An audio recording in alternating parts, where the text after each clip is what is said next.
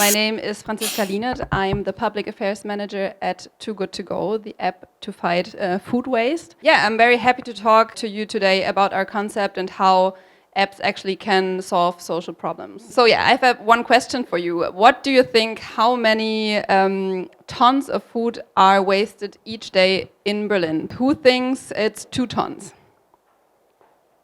Who thinks it's 2,000 tons? A little bit more, okay. Who thinks it's 200 tons? Okay.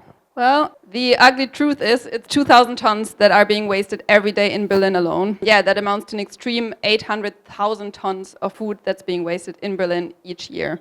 Let's look at the bigger picture. 1/3 of all food produced worldwide is being wasted. That's in Germany, 18 million tons a year. It's incredible when you think about this, because this doesn't only mean that the food is being wasted, but also all the resources that go in producing the food are being wasted, which means water, energy, soil, work, transportation, packaging, everything is just going to waste. The bigger problem as well is that we have very big CO2 production when we produce food, and if we throw away this food, this is just going to the atmosphere without any sense. So yeah, if food waste were a country, it would be the 3rd biggest emitter of CO2 after the US and China, which is insane. So we see it's a big environmental problem that can't be overlooked. At Too Good To Go, we dream of a world without waste. It's still common practice every day for restaurants, bakeries, supermarkets, people at home to throw away perfectly good food. While much of it can be avoided by better planning and stuff like that, some things are really hard to plan before. For example, if the weather is changing and people don't come to your store. So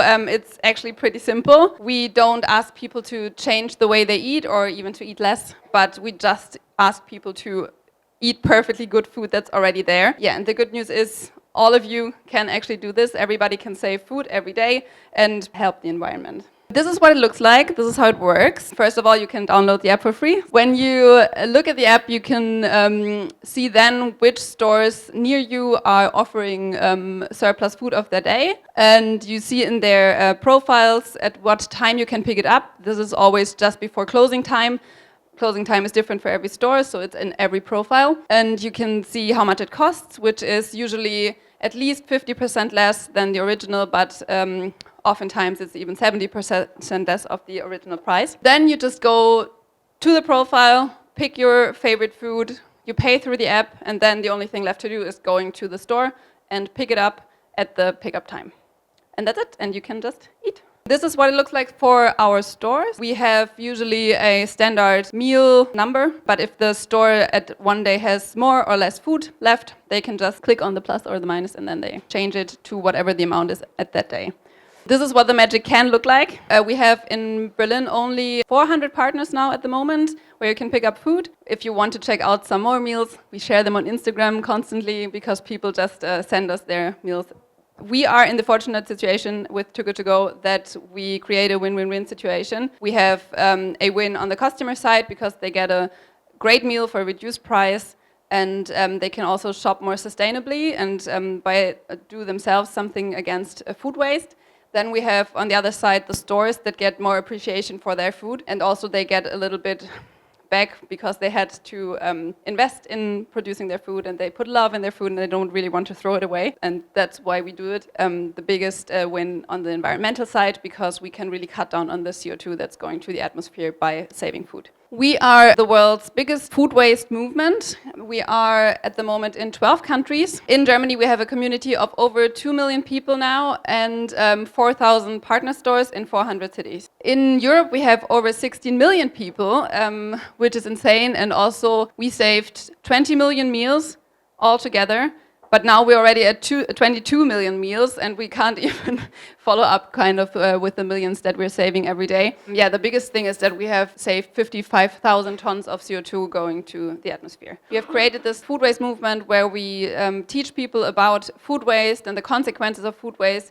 We have this website that is going to be in German at the end of October. So we kind of see 4 pillars tackling food waste, which is the households, businesses, education, and politics.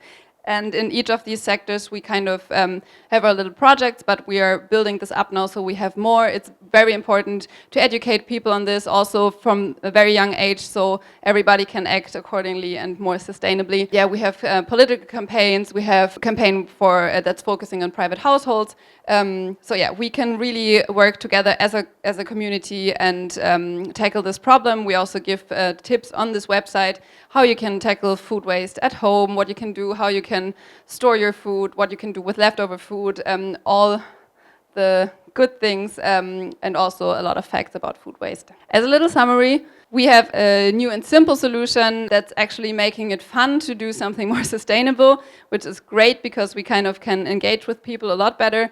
We are actually very easily scalable. As I said, we are in 12 countries. We have a solution that is pretty much global but can act very local in every city. You can just go to your store and everybody can basically, if they contact us, be a partner in 20 minutes. Yeah, this makes us able to grow really fast, that we're saving meals every day, and that we're creating awareness about the topic of food waste. And on this base, we are able to grow a worldwide movement, and we're really thankful for that.